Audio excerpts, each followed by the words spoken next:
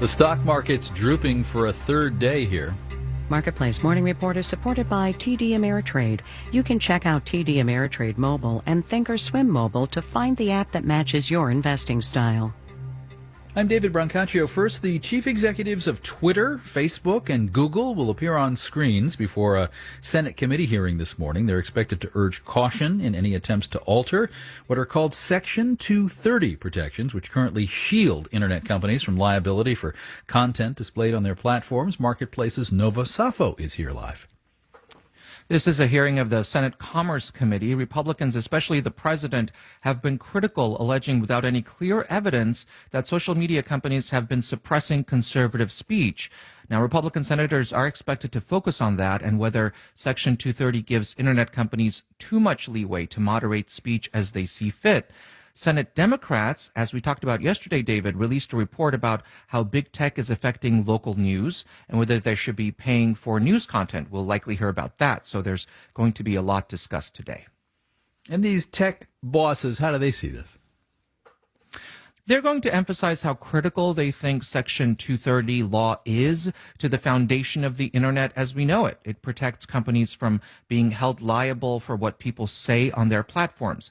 In prepared remarks, we know Google's Sundar Pichai will urge caution in any attempts to revise Section 230. Twitter's Jack Dorsey will say that changing the law could, quote, collapse how we communicate on the Internet.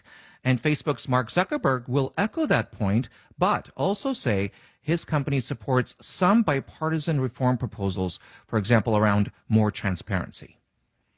All right, Marketplace's Nova Safo. Thank you. People were in the mood to splash out on purchases toward the end of summer, but now it appears consumer confidence is stalling. A slight decline was reported this week by an industry group called the Conference Board. This with COVID cases soaring in parts of the country and no new pandemic relief out of Washington. And as Marketplace's Mitchell Hartman reports, when it comes to coping with the pandemic economy, one's age often matters.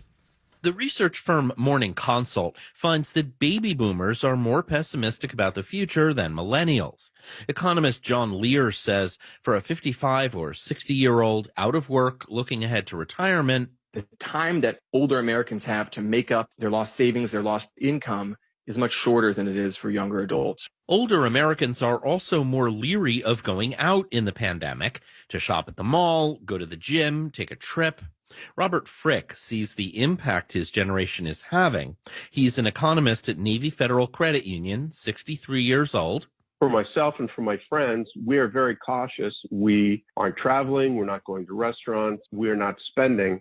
Younger people, unfortunately, they're not in as good a financial condition, but they are traveling and spending more. Frick says older professional workers and retirees have done pretty well financially, with the value of assets like stocks, homes, and retirement accounts up in the pandemic. I'm Mitchell Hartman for Marketplace. The Dow fell 650 points on Monday, 222 points yesterday, meaning that index is down about 3% for the week going into this Wednesday. Lack of new pandemic relief in Washington and prospect of new pandemic lockdowns are parts of this. This morning, the stock index futures are down again, with the Dow future, down 419 points, 1.5%. The S&P future is down 1.3%. The controversial sale of several paintings from the collection of the Baltimore Museum of Art is still set for tonight. This after Sotheby's had briefly said, apparently in error, that it would be postponed. Art museums sometimes sell off works to buy new art, but this is about more than that. We'll talk to an art critic about this. Marketplace.org if you missed that on the air.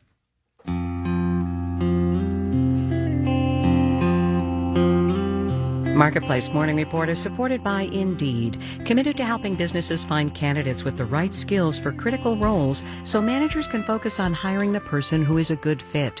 Learn more at Indeed.com/credit.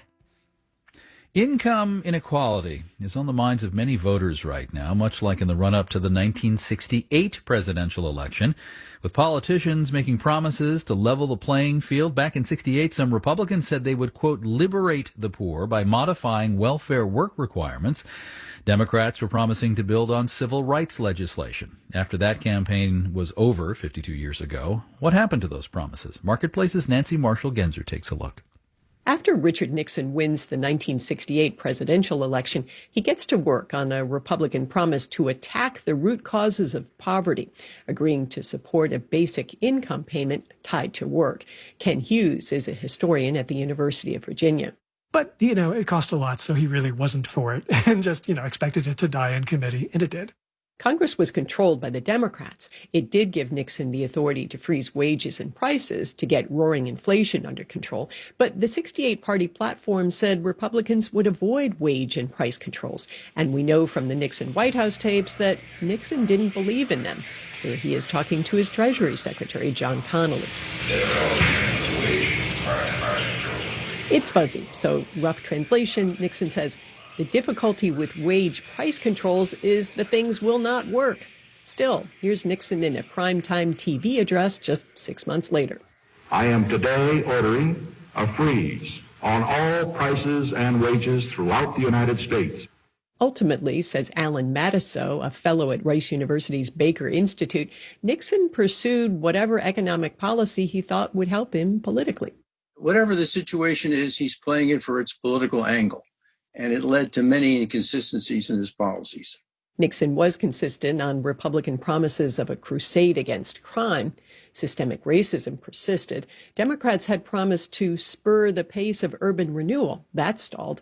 Adrienne Lentz Smith, who teaches African American studies at Duke University, says most black home buyers were stuck in rundown, segregated neighborhoods. The houses that they were getting were often in terrible condition and in neighborhoods that were only marginally getting city services.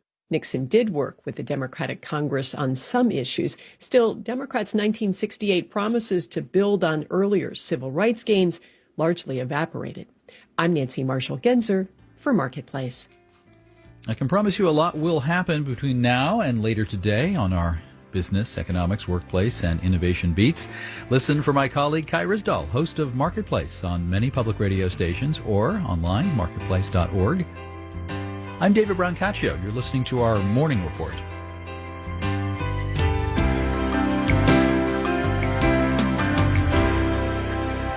From APM, American Public Media.